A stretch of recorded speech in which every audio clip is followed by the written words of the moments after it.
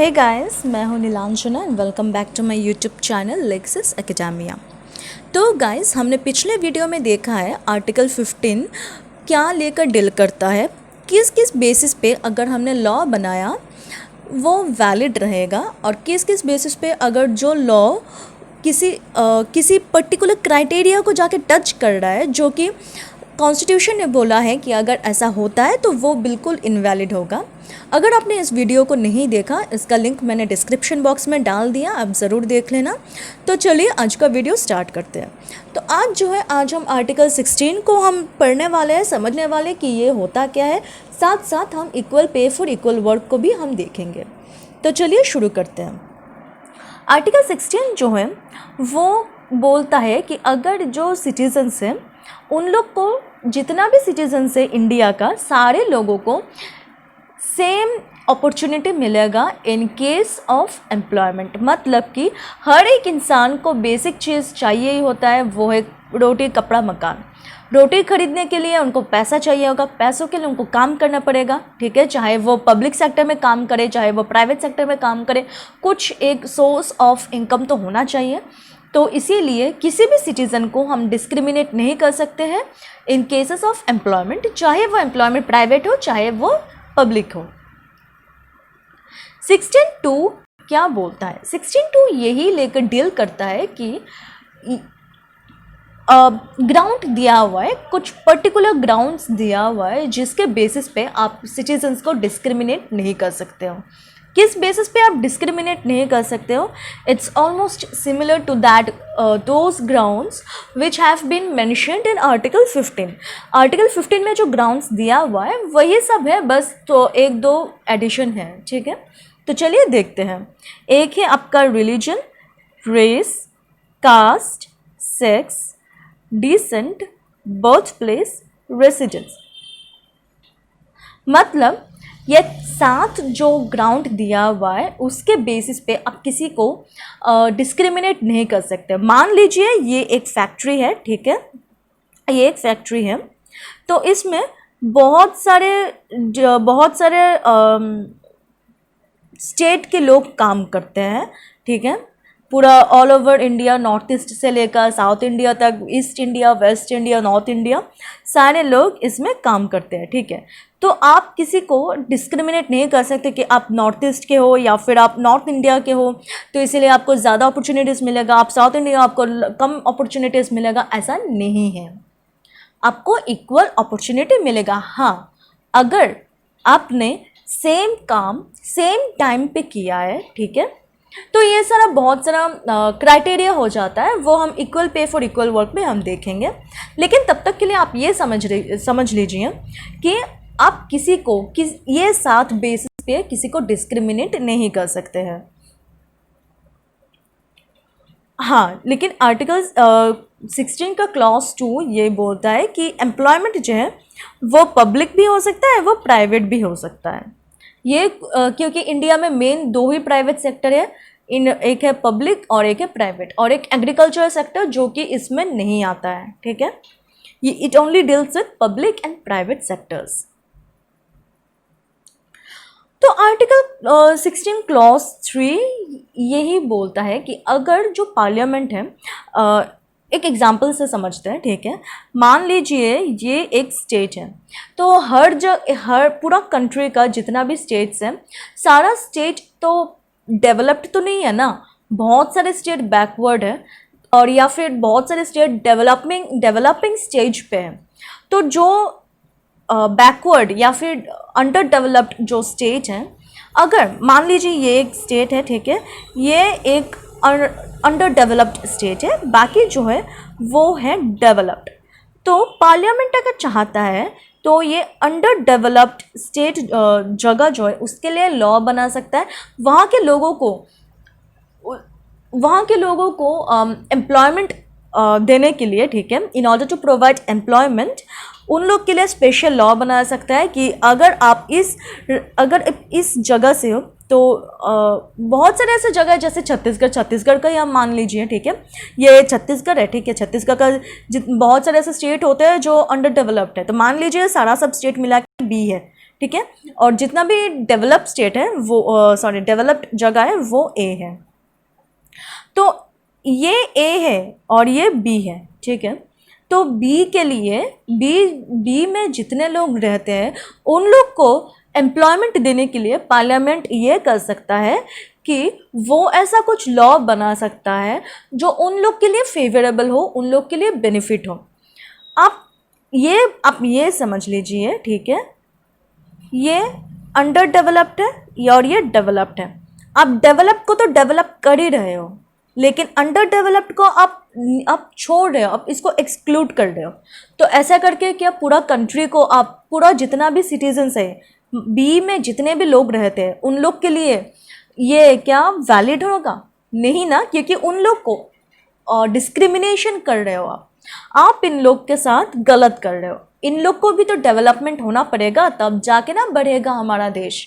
तो इसीलिए इन लोग को भी बढ़ाने के लिए आपने इन लोग के लिए लॉ बनाया, ठीक है, कि अगर कोई पब्लिक सेक्टर है, अगर इसमें आप ये जो जगह है इस जगह के लोगों के लिए स्पेशली अगर आप पोस्ट क्रिएट करते हो इन पब्लिक सेक्टर, तो वो बिल्कुल जायज़ रहेगा, ये बिल्कुल वैलिड रहेगा, क्योंकि आप इन लोग के लिए, बी के लिए आप ऐसा पोस्ट क्रिएट करके आप उन लोग के लिए एम्प्लॉयमेंट जनरेट कर रहे हो। तो ये बिल्कुल वैलिड है, ठीक है। तो वही बोला है कि 16 क्लॉज 3 में यही बोला है कि पार्लियामेंट चाहता है तो वो ये भी कर सकता है कि जितने भी जो जगह अंडर डेवलप्ड है उन लोग के लिए on the basis of the residential area residence, उन लोग को आप ऐसा लॉ बना सकते हो, ऐसा बेनिफिट दे सकते हो जो उन लोग के लिए अच्छा होगा, फेवरेबल रहेगा।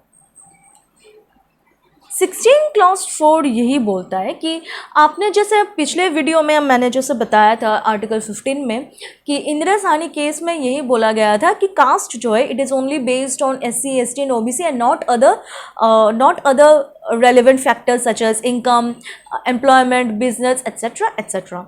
तो यही बोलता है कि SC, ST, OBC के लिए आप ऐसा कुछ कर सकते हो जो उन लोग के लिए फेवरेबल रहेगा। और साथ साथ आप इन लोग को रिजर्वेशन भी दे सकते हो, चाहे वो एजुकेशन इंस्टीट्यूशन में हो, चाहे वो एम्प्लॉयमेंट में क्यों ना हो, चाहे वो कुछ भी हो, रिजर्वेशन आप इन लोग को दे सकते हो फॉर देयर ओन बेनिफिट। तो क्लॉज 16(4)(b जो है वो 81st अमेंडमेंट में इसको इंसर्ट किया गया था इनटू आवर इंडियन कॉन्स्टिट्यूशन। तो इसमें यही बोलता है कि SC, ST, OBC जो है उन लोग के लिए आप 50% रिजर्वेशन आप दे सकते हो, लेकिन जो आप रिजर्वेशन दे रहे हो, चाहे वो एम्प्लॉयमेंट में हो, चाहे वो एजुकेशन इंस्टीट्यूशन में, चाहे वो कहीं पे भी आप रिजर्वेशन दे सकते हो, इट शुड नॉट एक्सीड 50%। मतलब 50% से ज़्यादा आप इसको क्रॉस नहीं कर सकते हो। मतलब इन लोग के लिए सीट रिजर्व्ड है वो पूरा मिला के 50%, बाकी जो 50% है वो है क्रीमी लेयर के लिए। तो ये है हम लोग का equal pay for equal work. तो ये जो equal pay for equal work कब आया था? It evolved in the case Indian oil corporation versus chief labour commissioner. तो आप इसको मैं लाइन बाय लाइन नहीं पढ़ूंगी, आप इसको थोड़ा समझ लेना। मैं आपको पूरा जिस्ट दे रही हूँ, ठीक है, कि हुआ क्या था, कब क्या हुआ था, आप बस उसको पढ़ लेना, वरना वीडियो बहुत ज़्यादा लंबा हो जाएगा। तो मान लीजिए ये एक फैक्ट्री है, ठीक है, ये इसको हम एक डिवीज़न कर रहे हैं, ठीक है। ये जो 50% है, 50% labourers, 50% degree holders, graduate degree holders. तो ये 50% इन लोग के लिए, ठीक है, और ये 50% ये लोग, ठीक है। तो लेबरर जो है वो लोग सेम काम कर रहे हैं जो ये ग्रेजुएट होल्डर डिग्री होल्डर काम कर रहे थे, with the same time, same labour, मतलब सेम मेहनत, आई मीन, और सेम वही कर रहा है जो ग्रेजुएट डिग्री होल्डर कर रहे थे। लेकिन लेबरर जो है उन लोग को पैसा कम मिल रहा था as compare to this class. तो उन लोगों ने क्या किया, गुजरात हाई कोर्ट में जाके उन लोगों ने केस किया। तो उसमें बोला गया है कि the court ruled out that ये जो है उन लोग को जो काम कर रहे हैं उन लोग को सेम रेम्यूनरेशन मिलना चाहिए। They were supposed to get the same income as that of a graduate degree holder. लेकिन सुप्रीम कोर्ट ने क्या बोला है, सुप्रीम कोर्ट ने यही बोला है कि आप जो ये इक्वल रेम्यूनरेशन की बात कर रहे हो, आप किस क्राइटेरिया में आप उन लोग को एम्प्लॉयमेंट दिए हो वो पहले देखना पड़ेगा। अब बात को थोड़ा अच्छे से समझिए। मतलब ये जो लेबरर है, ठीक है, अगर वो लोग को आप डायरेक्टली रिक्रूट कर रहे हो और ये जो ग्रेजुएट डिग्री होल्डर है, ठीक है, अगर आप इन लोग के लिए अलग सा एग्ज़ाम कंडक्ट करके उन लोग को रिक्रूट कर रहे हो, तो इन दैट केस अगर इन लोग का रेम्यूनरेशन इनकम ज़्यादा है इन लोग से, then in this case it is valid.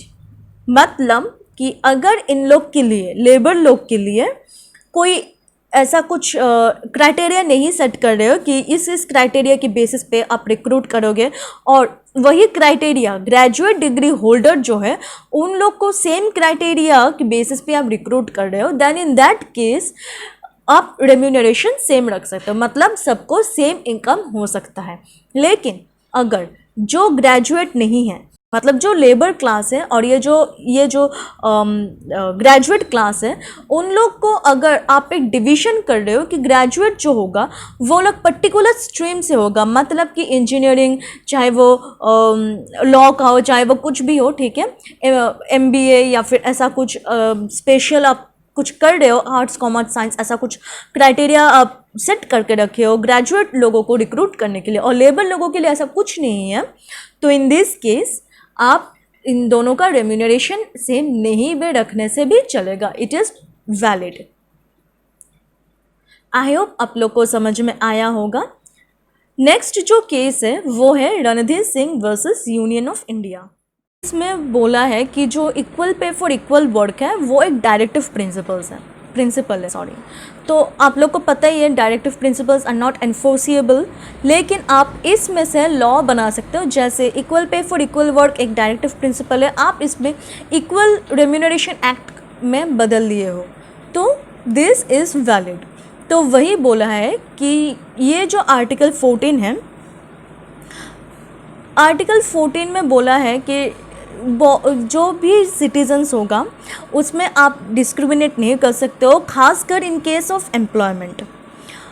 और इसमें गवर्नमेंट ये नहीं कर सकता कि मान लीजिए ये एक फैक्ट्री है, ठीक है, फैक्ट्री में अलग अलग लोग काम कर रहे हैं, ठीक है, तो इसके बेसिस पे आप पोस्ट क्रिएट कर रहे हो, ठीक है, आप मान लीजिए ये एक पोस्ट है और ये एक पोस्ट है, लेकिन दोनों का क्राइटेरिया सेम ही है, ठीक है, दोनों को इंजीनियरिंग ही चाहिए, डिग्री चाहिए, ठीक है, तो ये वो काम कर रहा है तो दूसरा ये काम कर रहा है, लेकिन इस बेसिस पे आप वो नहीं कर सकते हो कि इसको ज़्यादा पैसा मिलेगा, इसको कम पैसा मिलेगा, आप ये नहीं कर सकते हो। तो वही बोला है Randhir Singh versus union of India में। तो यहाँ पे एक एग्जांपल दिया हुआ है कि जो दिल्ली पुलिस फोर्स है वो वही काम करता है as that of Delhi administration and the central government, इसीलिए equal pay for equal work इसमें लागू होगा। आई होप आपको समझ में आया होगा। नेक्स्ट है Markandeya versus state of Andhra Pradesh. इस केस में वही बोला है जो Indian oil corporation versus chief labour commissioner में बोला है। इसमें इंजीनियरिंग को रिक्रूट किया जा रहा था और साथ साथ इंजीनियरिंग में जो डिप्लोमा है, नॉट बीटेक और या फिर एमटेक, तो उन लोग को अगर एजुकेशनल बेसिस पे आप रिक्रूट कर रहे हो तो उन लोग का सैलरी भी डिफरेंट भी हुआ, तो दैट इज़ वैलिड, क्योंकि आप एक डिग्री को रिक्रूट कर रहे हो और एक डिप्लोमा को रिक्रूट कर रहे हो। इसीलिए इस बेसिस पे अगर आप दोनों को डिप्लोमा जो है अगर उन लोग को कम पैसा भी दिया तो भी कोई बात नहीं है। State of Punjab versus Jagjit Singh, इस केस में ये हुआ था कि ये जो एक फैक्ट्री है, ठीक है, इसमें बहुत सारे लोग काम कर रहे हैं। मान लीजिए 10 लोग काम कर रहे हैं और 10 जो लोग रिक्रूट हुए हैं they have been recruited on the basis of education, ठीक है, और इसमें सिर्फ 10 ही लोग काम कर रहे हैं, ठीक है। तो they have been recruited on the basis of educational qualification and all of them are graduate, ठीक है। मान लीजिए कोई भी बीए है, ठीक है, तो इस बेसिस पे आपने 10 लोगों को रिक्रूट किया है। तो 10 में से अगर कोई एक इंसान को अगर आप डिस्क्रिमिनेट कर रहे हो, आप उसको जितना बाकी 9 लोगों को आप टाइम से उन लोग को ऑफ डे भी दे रहे हो, उन लोग को बाकी जितना भी अपॉर्चुनिटीज़ होता है जैसे वीकेंड हॉलीडेज़ या फिर ऐसा कुछ क्राइटेरिया पे आप उन लोग को अपॉर्चुनिटी दे रहे हो, और ये जो अकेला इंसान रह गया उसको आप 7 दिन के 7 दिन आप काम करने बोल रहे हो,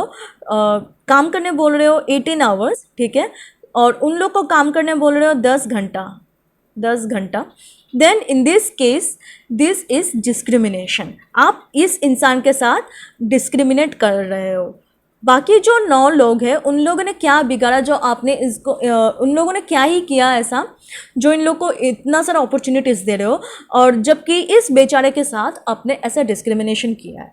तो कोर्ट ने बोला है कि अगर जो 10 इंसान सेम काम कर रहे हैं फ्रॉम 9 to 5, ठीक है, 9 to 5 काम कर रहा है, सेम मेहनत लग रहा है, सेम इक्विपमेंट से काम कर रहा है, ठीक है, फैक्ट्री में सेम इक्विपमेंट से काम कर रहा है, सेम मेहनत लग रहा है, ठीक है, तो आप उस केस में 10 लोगों को आप इक्वली पेमेंट करोगे। यही बोला है state of Punjab versus Jagjit Singh में। आई होप आप लोग को वीडियो अच्छा लगा हो। अगर अच्छा लगा तो इसको थम्स अप ज़रूर दे देना। अगर मेरे चैनल में नए हो इसको सब्सक्राइब ज़रूर कर देना, बेल आइकन को ज़रूर दबा देना। तब तक के लिए thank you and good bye.